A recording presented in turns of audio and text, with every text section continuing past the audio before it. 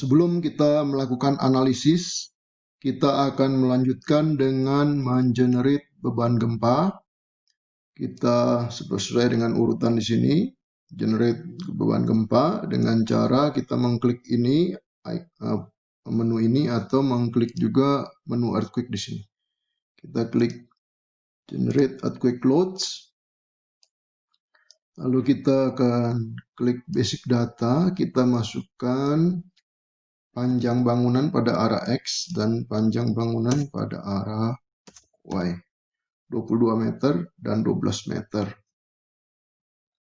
Sesuai dengan data yang tadi adalah 8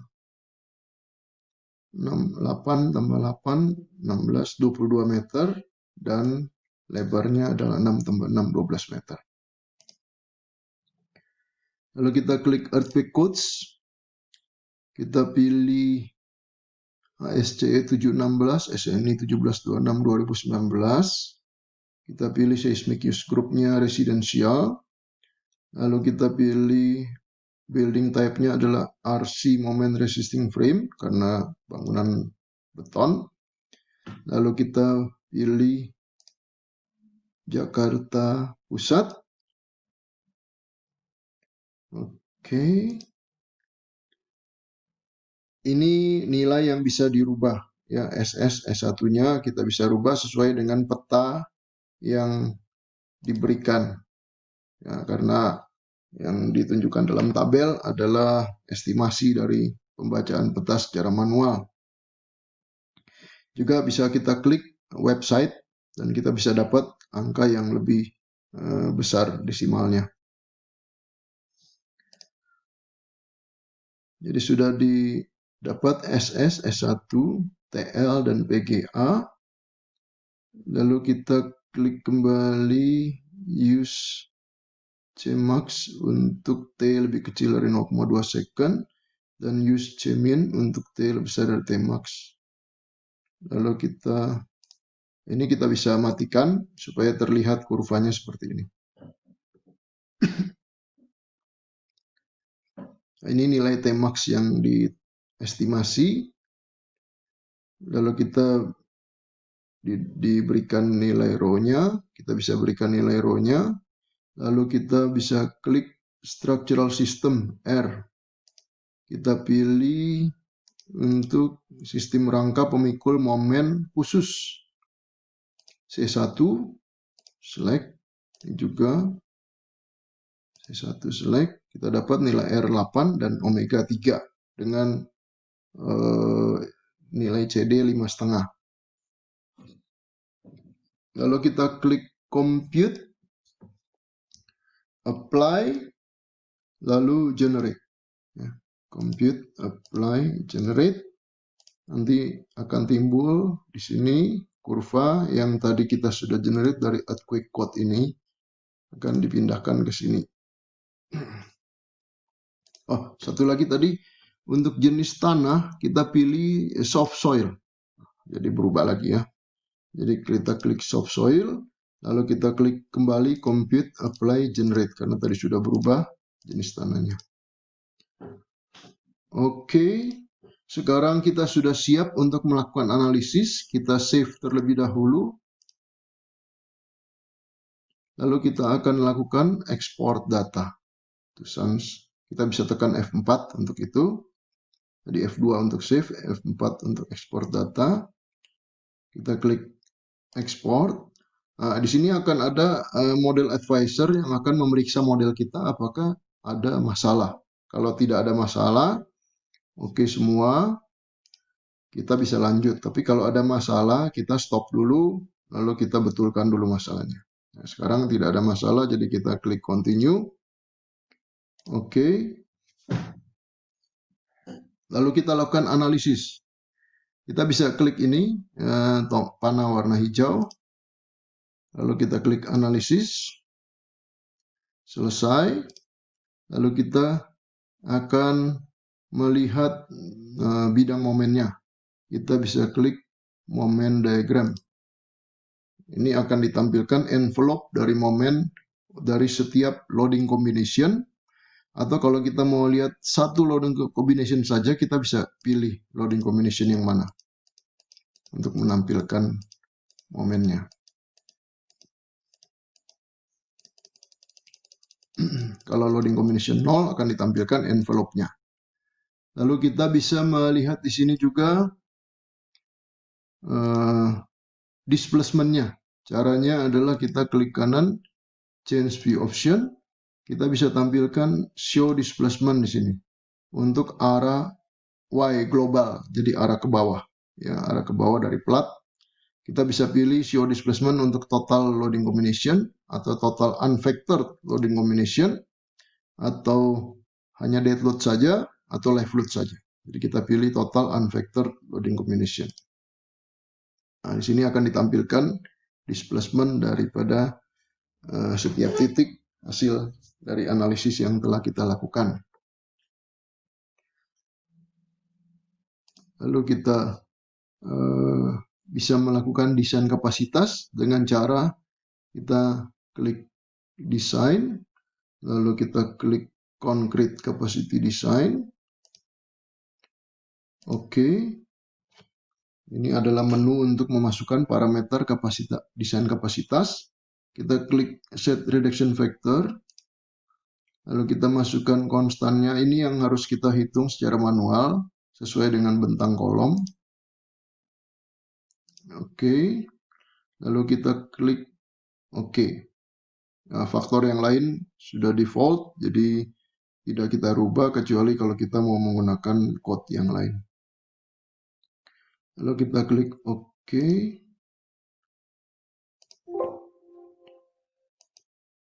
Yes, oke. Oke. Yes lagi. Oke. Selesai. Kita bisa melihat penulangannya, yaitu view moment design results. Nah, di sini kita akan melihat tulangan yang dihasilkan untuk lantai 1, lantai 2, lantai 3, lantai 4, dan seterusnya. Lalu kita juga bisa melihat shear design result. Ini untuk sengkangnya. Untuk sengkangnya ini hurufnya kita bisa kecilkan supaya dia masuk dalam balok. Oke, lalu kita bisa zoom di sini. Ya, ini ada sengkang, tumpuan lapangan, lalu tulangan torsinya juga. Kita bisa ini.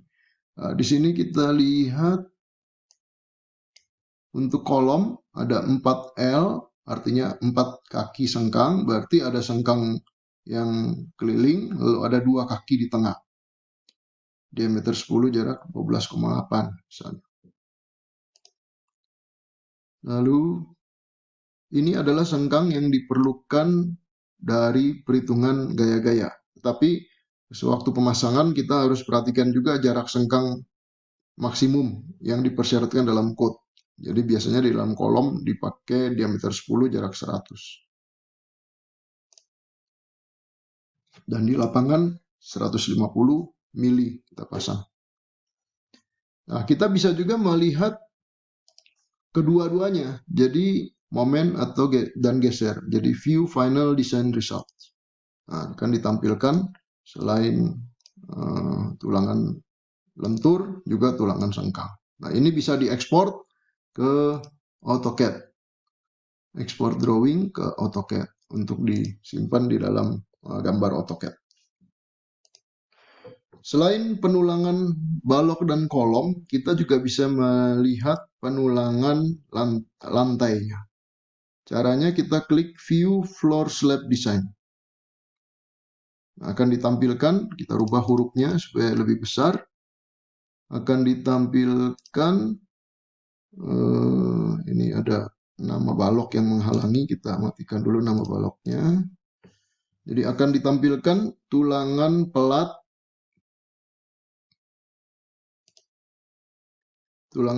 arah pendek dan arah panjang, tumpuan dan lapangan. Kita bisa klik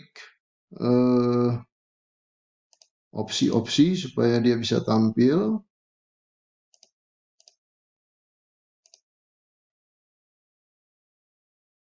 Dan kita ada opsi untuk menampilkan juga sketsa tulangannya. Dan ada satu opsi lagi yaitu simplify untuk menyederhanakan penggambaran baloknya dengan menggunakan tulangan selipan di lapangan dan di tumpuan. Jadi kalau kita nggak klik simplify, dia akan hanya memasang tulangan atas dan bawah ya secara dengan jarak yang berbeda. Tapi kalau kita klik simplify, dia akan mengatur jaraknya supaya lebih rapi untuk tulangan atas dan bawah ditambah dengan selipan yang hasilnya nanti akan sesuai dengan kebutuhan kita, jarak yang kita inginkan. Lalu untuk pelat kita bisa menghasilkan juga reportnya supaya bisa digunakan di dalam laporan kita. Jadi kita klik klik kanan, change view option, lalu pergi ke design output, kita hidupkan ini, save slab rebar design report. Oke. Lalu kita bisa melihat kembali di sini, di design, view,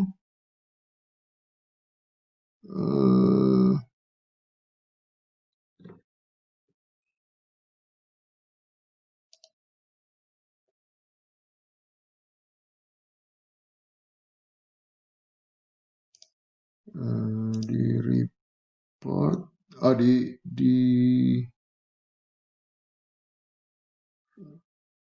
di report, saya mencari view slab design calculation. Nah, ini ada di menu design, view slab design calculation. Oke. Nah, ini yang tadi telah kita generate. Ini adalah perhitungan untuk penulangan slab, juga untuk defleksi, untuk lendutan, untuk lendutan jangka pendek dan jangka panjang, untuk penampang retak, dan juga untuk analisis vibrasi. Nah, ini dilakukan untuk setiap plat, jadi kita ambil sebagian saja untuk dimasukkan dalam laporan.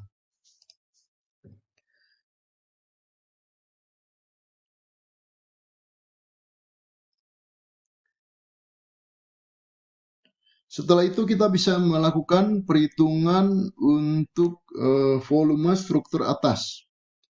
Itu kita bisa klik report, volume dan cost report. Kita bisa masukkan misalnya unit cost Jakarta atau berapa ya, kita masuk rubah ini 1 juta, lalu ini 10.000 misalnya. Lalu kita klik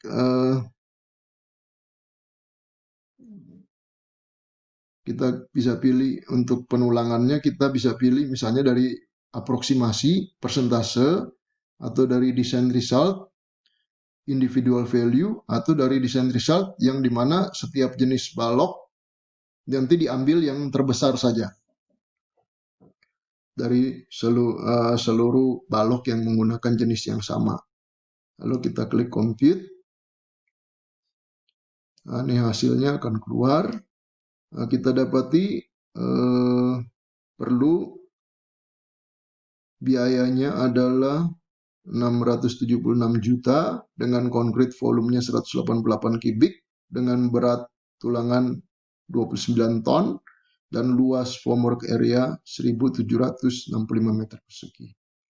Nah, kalau misalnya nilai-nilai ini lebih daripada range yang diberikan, maka misalnya average concrete volume lebih dari range yang diberikan atau rebar density-nya lebih dari range yang diberikan, kemungkinan ada kesalahan di dalam pemodelan. Bebannya berlebih atau mutu betonnya kurang dan atau ukuran penampang kurang bagus dan sebagainya. Nah, karena itu kita bisa kontrol dari sini, lalu kita perbaiki kembali modelnya supaya desainnya juga optimal. Ya tentu saja tidak ada nilai yang paling optimal karena tergantung daerah masing-masing, harga material dan juga harga tukang. Di sini juga bisa diberikan kebutuhan tulangan